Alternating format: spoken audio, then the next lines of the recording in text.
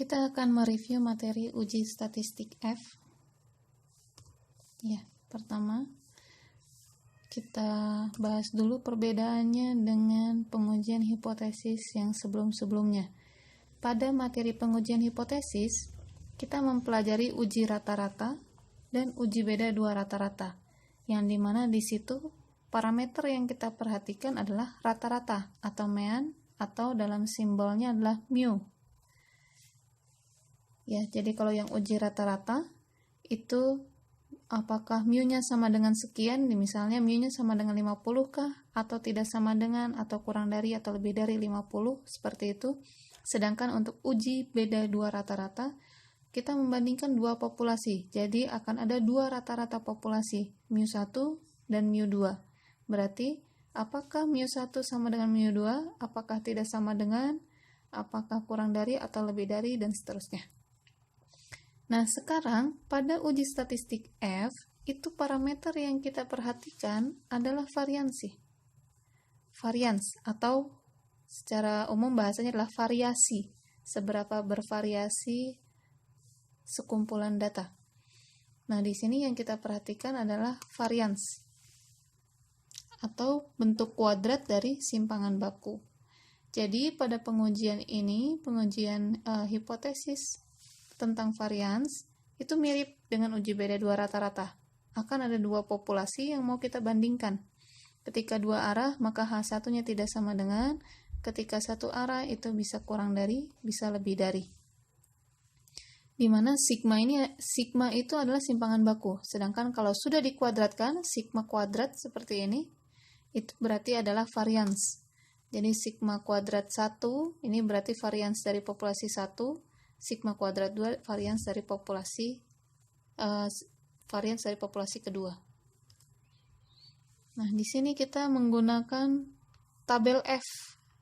Ya, di mana tabel F atau distribusi F ini adalah peluang kontinu yang nilainya akan selalu positif. Jadi berbeda dengan Z dan T, di mana sebelah kiri itu tandanya negatif, sebelah kanan positif, sedangkan kalau yang distribusi F atau hasil dari tabel F nanti, itu akan selalu bernilai positif. Kita lihat bagaimana tabelnya. Tabelnya seperti ini. Jadi tabel F ini, dia setiap tabelnya akan beda alfa. Jadi ini tabel untuk alfa 0,05. Kemudian bagaimana membacanya, nanti harus mencari V1, V2. V1, V2 ini sama seperti derajat kebebasan pada tabel T. V1 adalah banyaknya populasi 1 dikurangi 1 ya, N kurang 1, N1 kurang 1, sedangkan V2 berarti N2 kurang 2. Itu ya, nanti akan kita pelajari lagi ketika ada contoh. Atau bisa membuka catatan yang sudah disampaikan di 2-3 pekan sebelumnya ya. Nah, ini adalah rumus untuk tahap kelima dalam pengujian hipotesis. Tahapan pengujian hipotesisnya masih sama, kemudian tahap 5 pengerjaannya, perhitungannya hanya ini saja. Perhatikan bahwa S kuadrat ini adalah varians dari sampel kelompok 1.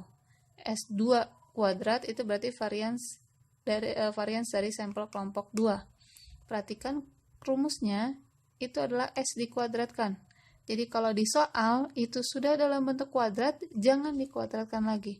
Tapi kalau misalnya belum dikuadratkan alias yang diketahuinya adalah simpangan baku, jangan lupa dikuadratkan. Seperti itu ya. Nah ini nanti N1 kurang 1 menjadi V1 pada tabel, N2 kurang 1 itu menjadi V2 pada tabel. Ini adalah kurvanya ya. Jadi kurvanya akan selalu lebih dari 0 posisinya, otomatis. Kiri kanannya bagaimana? Kalau kurang dari, H1-nya kurang dari uji satu arah, berarti dia batasannya adalah disebut dengan FL atau F low. F tabel yang low, yang bawah.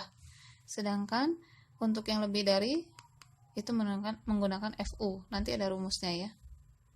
Jadi, daerah penolakannya sebelah kanan. Kalau yang lebih dari, tetap ya, batasnya adalah FU. Kalau yang ini, FL, itu ketika H1-nya kurang dari, daerah penolakannya pun juga kurang dari FL. Sedangkan kalau kanan kiri alias dua arah, ya sama seperti biasa ya. Sama seperti yang tadi ada dua-duanya. Ada FL, ada FU. Cari dua-duanya.